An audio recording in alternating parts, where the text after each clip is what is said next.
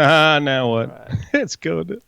There it goes. All right. Hello again, everybody. Welcome back to the channel. Thank you so much for tuning in. I've got a very special guest for you guys today. We've got Juan Browne from the Blancolirio online here, and he's going to tell us all about his career and his background, his story in aviation, and really hoping this provides to be a motivational and insightful segment here for all you career-minded folks out there that are trying to find your way. So, Juan, say hello to everybody.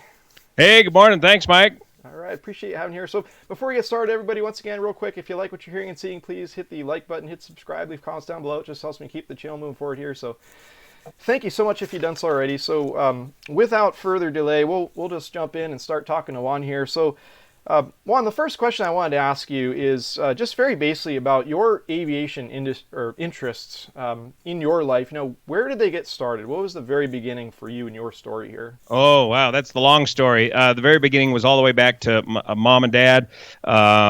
Dad was an aerospace engineer for Aerojet General, working on the rocket motors for the space shuttle at the time at Rancho Cordova, California. And he grew up in aviation, aerospace engineering, Ramblin' Wreck from Georgia Tech, aeronautical engineer. So he got us kids into model airplanes at a very early age. So we were locked into model airplanes, and then we lived close enough to the airport right here where I live in Northern California, where we were close enough to be able to, as soon as we were able to, get on our little bicycles and pedal up to the airport and see what was going on. One of the big attractions at our local airport each summer is the local air tanker activity, or the fire bombers, and we would see them flying over our house. Big fires would break out. Man, it looked like World War II all over again. Wow. And we had a strong sense of that history, so we'd go pedal up to the airport on our bikes to see what the heck was going on and just check out this most amazing display of World War II aircraft fire bombers. And man, we were just up at the airport all the time. And pretty soon I was washing airplanes and then pumping gas and then getting airplane rides. And pretty soon, by the time I was 15 years old, Dad said, instead of buying your first car, why don't you consider buying your first airplane instead? So I bought an old 1942 DC-065 Taylorcraft for $3,500 at age 15. Went down to Yuma, Arizona with a flight instructor and picked it up and brought it home and learned to fly that. Soloed on my 16th birthday. Got licensed on the 17th birthday, and just kind of took off from there. Okay. That was the beginning of it. So it started right at home. Well, that's a very strong start. I think it takes a lot of people, at least some time even to get up to that point where you're physically sitting in the airplane, you're flying away. So you were ahead of the curve, I would say, compared to most kids out there. It's cool to see that you had a strong fire burning within you. It sounds like early on. So, and going through high school, how crummy that can be. Well, flying was just a great escape from all that. Go to the airport, hang out with the old guys, and just completely isolated from all that high school nonsense and just carrying on with getting ahead in life. Okay, I love it. And that's like right there, it just made me pull out, some little detail there from what you're saying. And I think a lot of folks in the beginning when they're trying to start, it's flying for some reason.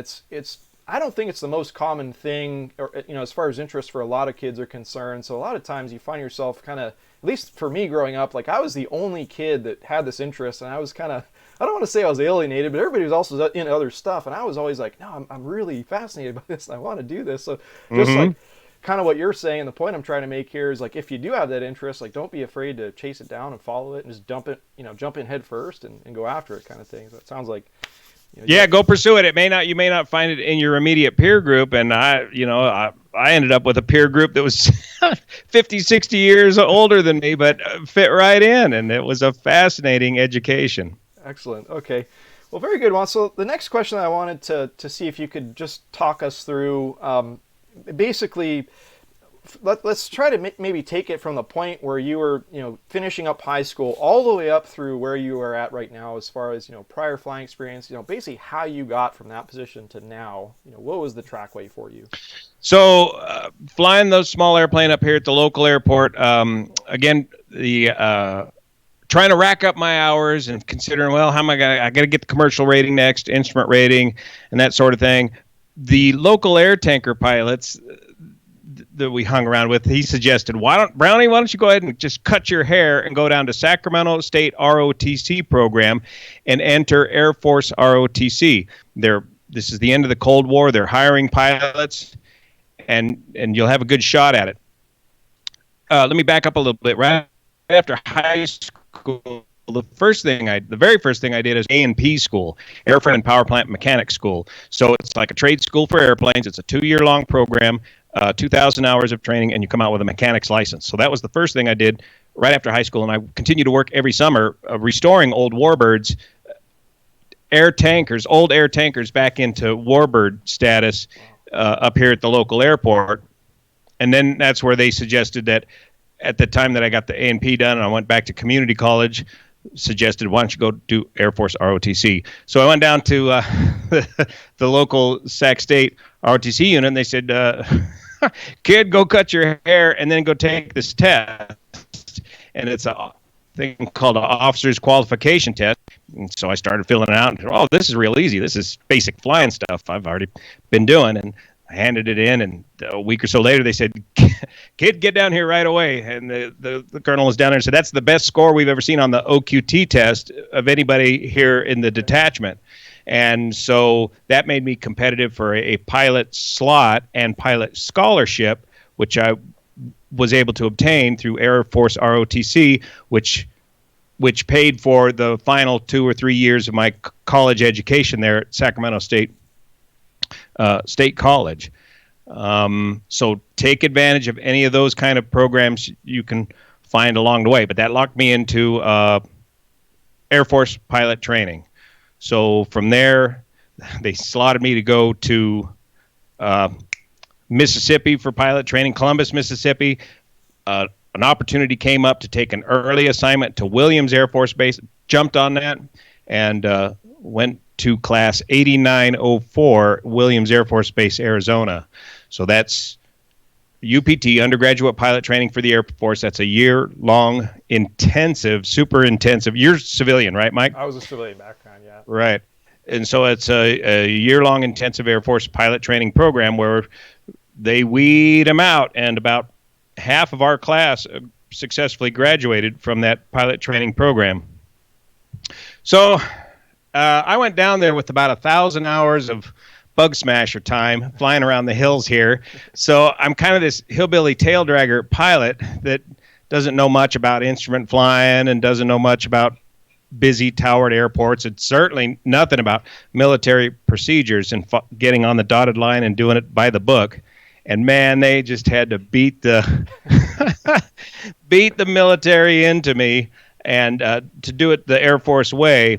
And they also, and as part of my coping mechanism, as you say, that I would talk my way through the maneuvers as I was doing them with the instructor. And when I was getting evaluated, which you're constantly being evaluated, I would kind of talk my way through what I was doing. They said, you can talk and fly at the same time, Brownie. We got a job for you. So I came out of there, fighter qualified, no fighters available. So they turn around and make you an instructor pilot right away out of Air Force pilot training. Nobody wants to come back and be an instructor. We just got through a year of hell in this training program. We all want to go on and fly those fighters and take on the world. But no, you got to come back for 3 years as an instructor pilot. Well, I was able to do a little assignment swap, and instead of coming back to Williams Air Force Base to be a T-37 instructor there, I ended up able to come back to Northern California. Very rare assignment, Mather Air Force Base, T-37s at Mather Air Force Base. A very small community of pilots that's job was to train navigators. So we're taking the kids that are going to go in the backseat of fighter bomber type aircraft, F-15Es, B-1 bombers, F-111s, and we gave them the basics of low-level formation aerobatic training in the T-37, which was a really neat and unique job because you got to do all the flying from the left seat. Okay. As an instructor. You know, normally as an instructor, you're in the right seat, not getting to do much of the flying. So that lasted for about 3 years, T-37 instructor pilot. Then it comes back time for Air Force. Look, I paid my dues, man. I did my 3 years as an instructor. I'm ready for that fighter assignment now that I was qualified for out of pilot training, and they come back and say, "Congratulations, Brownie, you got your first available choice, a C-141 to Travis Air Force Base, California." What? Well, again, no fighters, so that completed the unheard of, never before heard of Northern California active duty Air Force career, moving on to the C-141s at Travis. And even though it wasn't a fighter, it was still a fantastic, excellent career. It is kind of airline lead-in training. Sure. You're coming out as a young instructor with all that PIC time as an instructor. So they put you pretty quickly, like in about 6 months, into the left seat of the 141. So here you are, a young guy, left seat of a heavy aircraft, and you are literally a warship on the high seas flying all around the world with a large crew of people and great responsibility responding to global events as they happen on the news.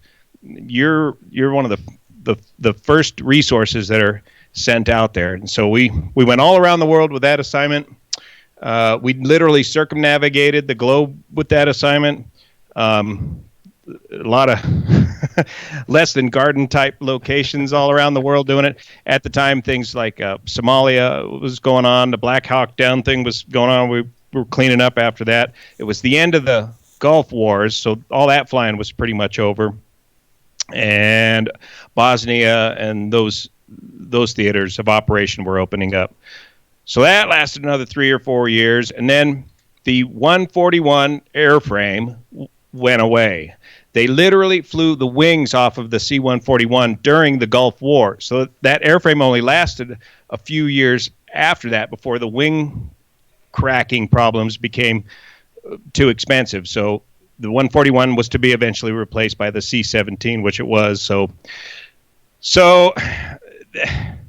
this is another story of my career, and for many of us, is that every job you go to ends up going to the dustbin of history or the museum, and that's the the end of the line for that airframe. So in making that transition from active duty to reserve in an effort to get out of the military to go to the airlines, you got to time your career carefully. You got to time it such that they're hiring at the airlines, or you're going to get out and be unemployed for a long time, and you're going to lose your currency basically, and that's going to be harder to get a job with the airlines. So I could not get a reserve job in the 141 because the airframe was going away, and they had all the pilots they needed in the reserves at Travis for the 141. So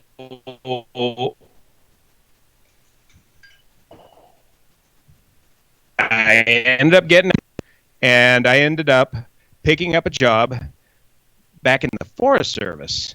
So U.S. Forest Service lead pilot training program.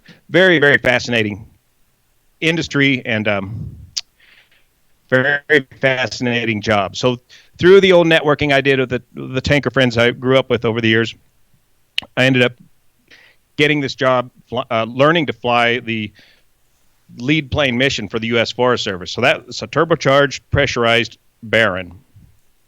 And a lead plane, are you familiar with any of this forest fire flying much? A little bit, Mike? Yeah. Where are some things?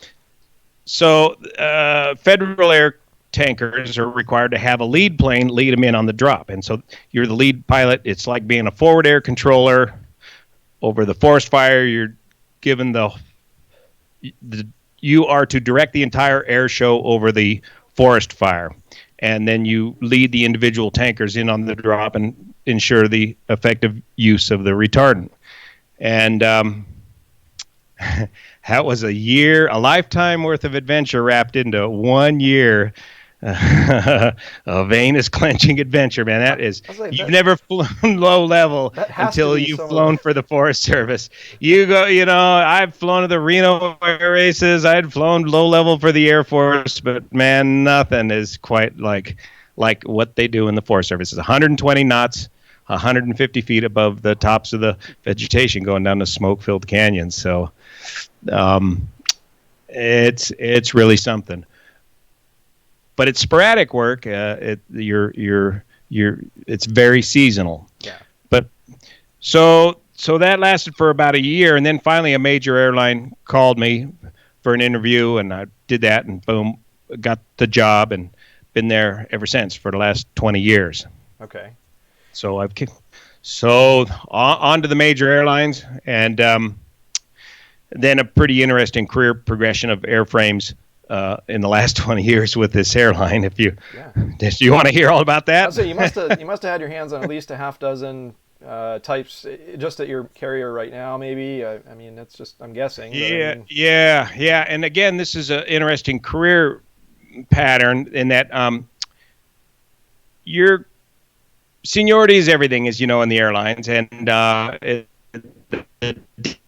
date of hire is how old you are when you get hired determines your career throughout the airlines. And in the last 20 years, well, after 9/11, we've had the lost decade, and then we've had company bankruptcies. So there's been a series of setbacks, and now we're currently in this epidemic, which is causing another major setback. So the career has been very up and down. What that means for me is I got hired at a time 20-something years ago where I never got furloughed, but I would go up in seniority, and then I'd fall back down, up and then fall back down. Well, each time the seniority shifts like that at an airline with a lot of different airframes, that means you potentially end up in a lot of different airplanes. And so as a result, I started out in the right seat of the 727, which is unheard of. Usually it's right seat flight engineer 727. So it was really cool to fly that classic old bird before it went to the museum, like everything else I've seemed to have flown. And then got right seat of right away the Boeing 757 out here on the West Coast. And that's where I spent the most of my career, was a right seat Boeing 7576. And then things went up and down, and so I ended up flipping back and forth between and getting typed in the MD-80, McDonnell Douglas MD-80, more than once, probably 2 or 3 times, the 737 a couple of times, and then finally the Airbus A320, and then most recently the right seat of the Boeing 777. And now I'm considering maybe, as I come off of this medical leave absence, considering maybe possibly the 787 just to round out the the entire Boeing fleet. You should, absolutely. If you have the chance, tag that type rating onto your certificate there. And a lot of guys don't like training because it's a Jeopardy event. You got to pass it, or you won't have a job. But I've done it so frequently now, I'm so familiar with the training courses that it's kind of like old home week to go back to the schoolhouse and learn another airplane. So that's where I'm at right now, considering. So I'm 57, got to go to age 65, and I want to get a few more bucks in the retirement fund before retiring. Absolutely. Excellent. Well, that's a tremendous story, Juan. And it's like you have such a rich depth of experience there that I feel like it's unique, and not a lot of folks get to walk that path. And it's just so cool that you've been able to do all those things. And it made me think of a few questions just to come back and pick apart just a little bit. In the beginning for you, was it kind of like the airlines were always the goal, or was that just kind of the place that as you travel? Yeah, that's a good question. It's kind of like you set a pretty high goal, and if you get halfway up there, you're still at a pretty good position. But I guess primary influences was hanging around the airport with these old timers. I saw that the guys with the most money and time off were these airline pilots, so I thought that would probably be the ultimately best economically viable goal, was to be an airline pilot. And I also thought, well, but this air tanker flying just as neat as heck. I wouldn't mind doing that. What about military pilot? Oh yeah, I'd settle for that. Make a career out of it, possibly. And so if you get in the military and you get 10 years in, do something to get your 20. Do as I say, not as I do. Don't get out early. When I got to that 141, they weren't hiring. On the Reserve 141, I was able to get a job flying C-130s at the Nevada Air National Guard unit, but I didn't take that job all the way through to a 20-year point to get any kind of retirement benefits out of the military. Big mistake. Stay in and you can do it on a part-time basis and get that military retirement finished up, because you never know how the airline industry is going to go. You think you're a couple of years on the airlines, you're in good shape, and then something like this comes up, and your whole career is upended again. Right.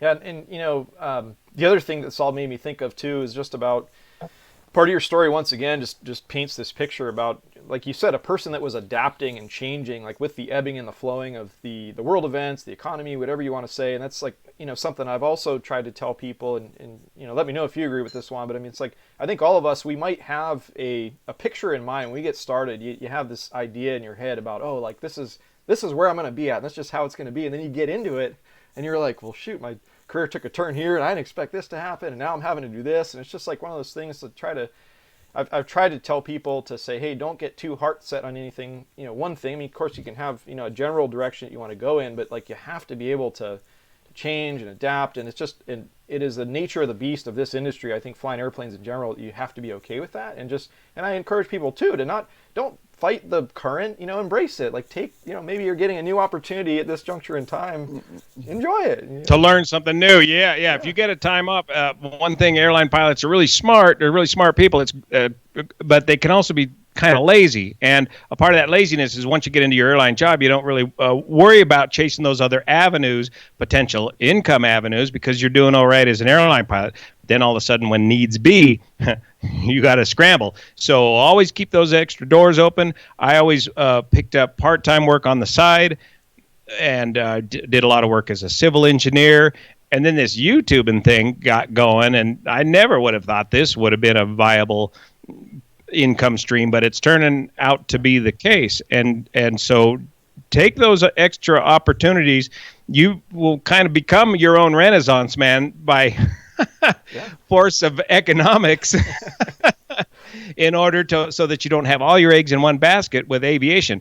It only takes that one letter from the FAA, that one certified letter and lose that medical, and man, your entire aviation as a pilot thing is upset until you get that resolved.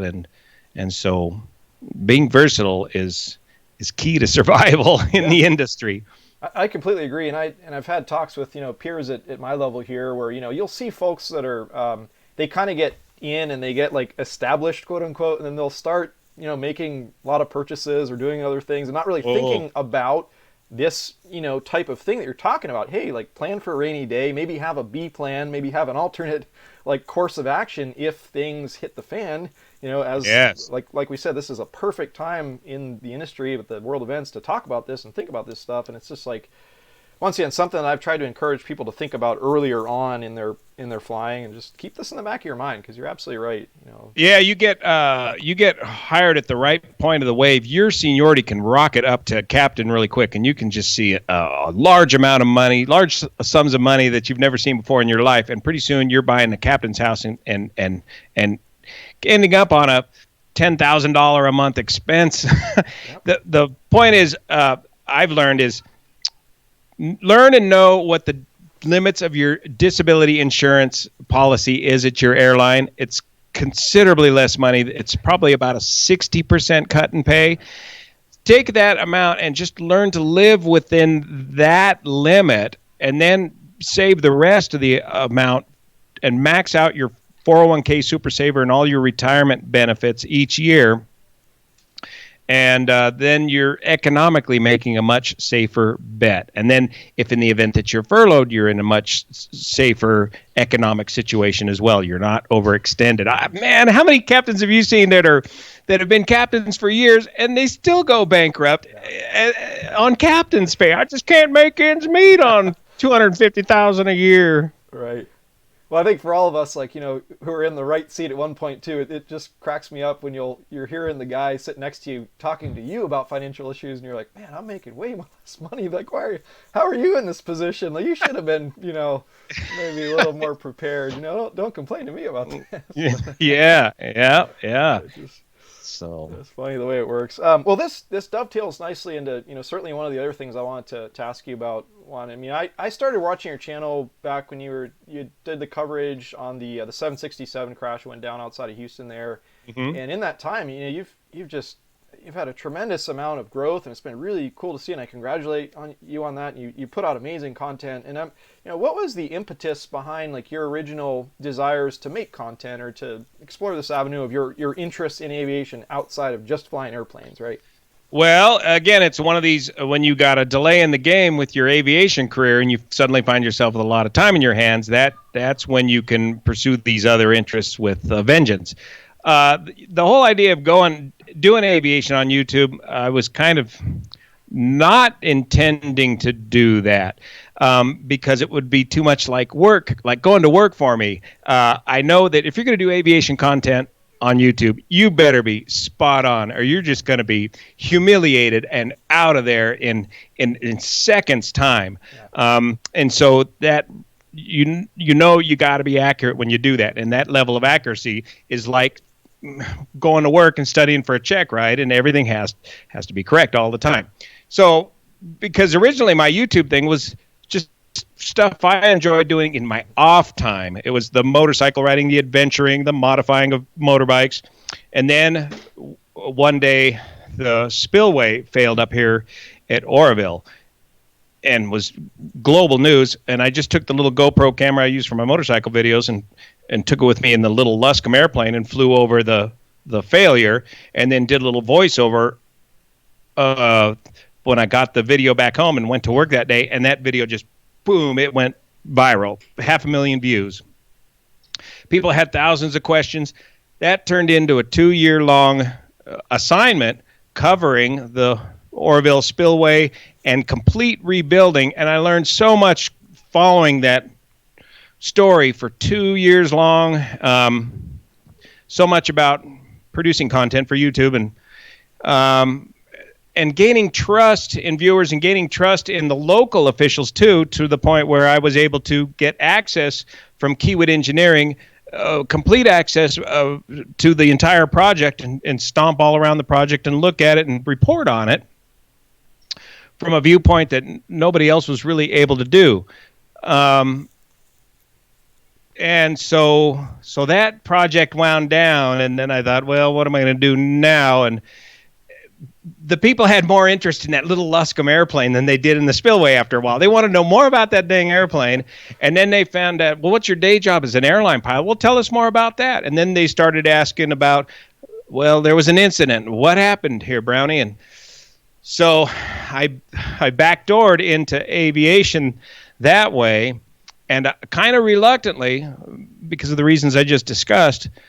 But man, it's really taken off, and there's lots of guys like yourself out there that are getting into aviation as well, but it's a wide open market, but it's got to be done accurately, and that takes time. And here's the other issue: you put all this time, effort, and energy into this, talking about a major accident, and YouTube automatically demonetizes it. Yeah. It's against YouTube policy to monetize sad or tragic events. And so now you're thinking, well, what am I bothering with putting all this effort and time into something if I don't get anything out of it other than recognition from the comment section? And so that's where, again, you have to diversify your career here on YouTube and not put all your eggs in one basket on YouTube. And so far, I've been having the most success with opening up a Patreon account, and folks will subscribe and will patronize the hard work that you do and recognize it. And that's been a wonderful offset to the crummy demonetization policies that you run into on YouTube. Yeah. Well, yeah, it seems like, I've just watched you adapt, and I think it's cool that you didn't allow that to take the wind out of your sails. And once again, it goes back to the concept we were talking about before, the adaptability factor. Hey, this isn't working. You find a different way. It's, work around it. Or like C.W. Lemoyne says, make them tell you no. Or yeah, there you go. I love it. Hey, Jenny, a cup of water. Thanks. Excellent one. Well, let's see. One of the things I wanted to, kind of wrap up the whole discussion with, and it's Hmm. just like a general like message that I would be curious, what you would like to offer up to people, because I think now more than ever, right? For anybody that's thinking about getting into flying airplanes, you're a young man or woman out there, and you love aviation, you want to fly airplanes, but you're looking at the situation, going on around the world. I mean, just like to try to keep people motivated or try to keep them inspired. I mean, like what piece, like single most piece of advice do you think you could give to people like right now that are thinking about doing this flying stuff as a career? Yeah, if you're young enough right now, don't worry about the current state of affairs. This too will pass. Things will change, and we are probably compressing ourselves into an even bigger pilot shortage than ever in the near future here. So continue to get those ratings. It's a great time to get out there and learn right now, and pursue this career. It's it's going to take. It might take a little bit longer depending on where you're at in the training pipeline there to get the job that you're looking for, but those jobs will eventually be there. We're talking, I'd say 3 years, maybe 5 years from now. 5 years from now should be some wonderful opportunities for hiring. I'm 57 years old. I think I'm one of the youngest guys at a major airline of 14,000 pilots. They're going to have to backfill, even though we're going to shrink over the next 2 years or 3 years, maybe 10, 20%. Still, all those jobs are going to have to be backfilled. So there's going to be great opportunities in aviation in the future. I know you get tired of hearing that. Where's the great pilot shortage? It was here briefly and then it disappeared, but it's still ostensibly here. It's just a short delay in the game. Well, this is another really important message that I want to reiterate, Juan. I mean, basically what you're saying is, I think especially in the last few years, people had got used to seeing the rapid pace that you could go from like zero to hero. And it's like, I was always just had the perspective, like my mentors in my life were folks like that had a story like yours. And I even looked at my progression as like, I felt lucky that I was kind of advanced at the rate, but I was able to advance to. So you have a lot of people like hanging their heads right now, like, oh geez, it's going to take me like this much longer now to get to XYZ seat. And I'm like, well, keep it all in perspective. I mean, look at what these guys and girls were having to do like the generation prior. I mean, this is like, yeah, it's a little bit of a setback right now, but like, don't let this take the wind out of your sails. And like, you got to be willing to put in the years and the sacrifice and you got to go through a crummy job or a period of downturn or something at some point. Dues paying, careers, we all know is what it is. And it's like I think you're much more well equipped to tell that message than I am because of your story, but it's just an important one to reiterate. Here's a classic example. I've been on reserve. Typically, when you get a new hire status, you're on reserve, on call. You're not senior enough to have a nice schedule. And then you look forward to being senior enough, have a nice schedule. I've been on reserve at American Airlines for 17 years out of my 20 years. Wow. And so talk about slow. I mean, sometimes the careers just take off and you're right up to the top in no time. And other times it just depends on a lot of different factors. And yeah, you got to be ready to absorb those hits as they come. Yeah. Takes a bit of wherewithal and just and really just not giving up, I think, is the biggest thing. I mean, Mm-hmm. that's I guess the other thing I've tried to tell people too, like the great differentiator between those that find the success and those that don't, are just, it's not that they're like really smart genius people, just they are very set and determined. Yep. So Yep. That's the message. So well, Juan, is at this point that's pretty much all the set questions that I had in mind to ask you. Is there anything else? I just wanted to open the floor to you that you would like to share with people or tell them just about the career in general or aviation or what you're doing or your channel. Just go for it. I was going to ask you a bunch of questions. So you got into YouTubing here just recently. Well, first let me tell the story about how I found you. I was doing that latest update on the Pakistani Airlines 8303.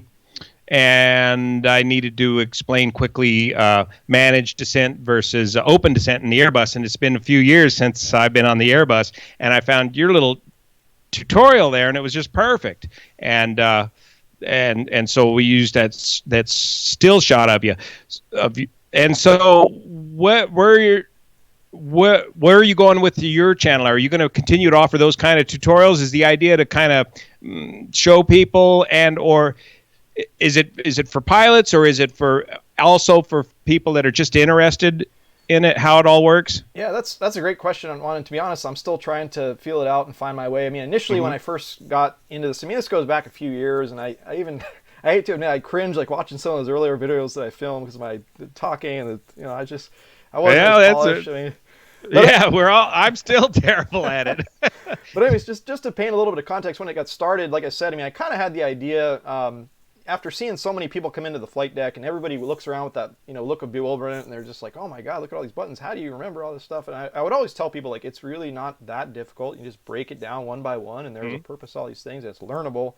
So that was kind of my charge from the onset, was just to try to like, hey, maybe there's the general people out there just want to know what all these buttons do. And so I just started slowly working through the entire flight deck, and that's kind of where I'm at right now. I'm almost done with center pedestal area there. I'll kind of be the last major one to talk about. So, but in that course of time, I mean, I've been able to share some knowledge with people, and it seems like a lot of the folks that wanted to come on and watch were a lot of like the flight sim community, and some just general interest, and I found some like up and coming pilot types that seem to be tuning in. So that's why I tried to dedicate some effort to making videos like this and trying to serve as a motivational piece, or just like a career example kind of type person. So I'm really just trying to feel out, what's next. I mean, like I said, the button tech talk stuff is kind of almost done. And to be honest, like it doesn't seem to have the buy-in, and I can't blame people. I mean, like not everybody wants to sit in a systems class, every day. Yeah. So I'm just, like I said, for me right now, it's just a hobby, and I like teaching. I like talking. I mean, I am a Good. airplane aviation like fanatic. I mean, that is my life, my passion, my love. So I like sharing that with people.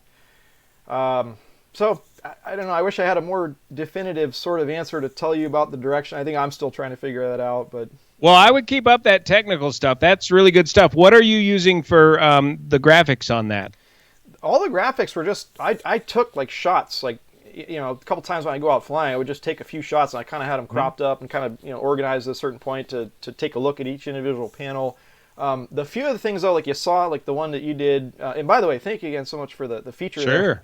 That Thanks was just for sharing. just Microsoft Flight Simulator, like an old version, which that's another thing too, that I am like so behind the times. I mean, there's just tremendous like tools out there. That, Yes.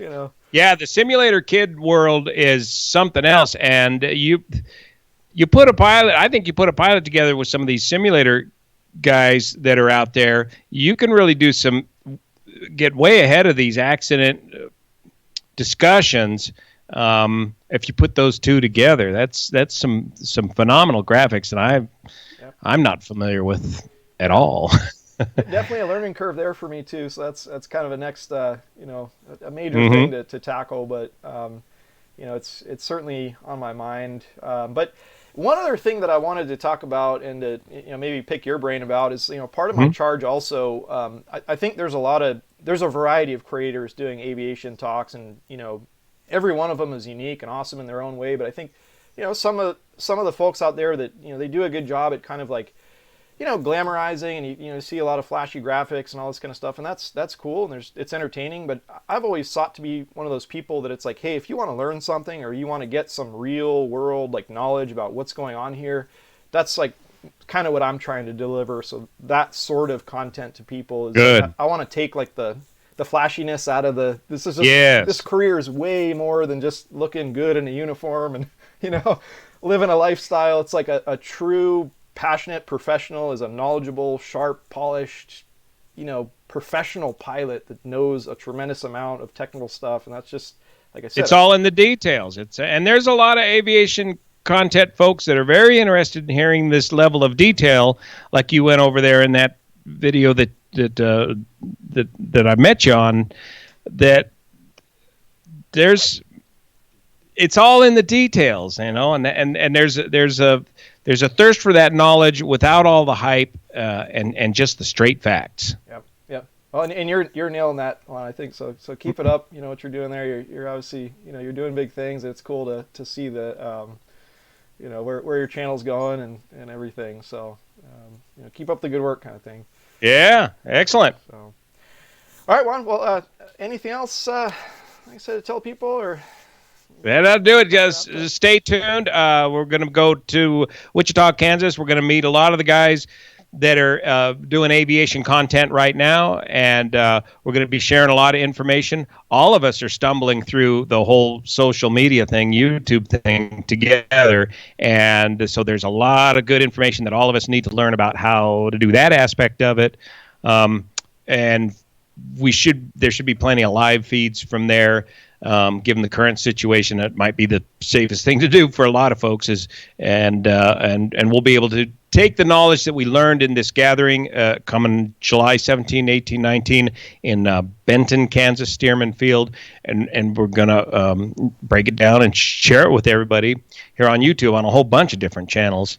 And so if you get a chance, you should come on out too, man. Okay, excellent. Yeah, I saw an ad for that the week or two ago or something. I didn't even know that existed. So that's well, we didn't either. It's something that old crazy Dan Greider thought up here recently, and so we're just putting it together and doing it.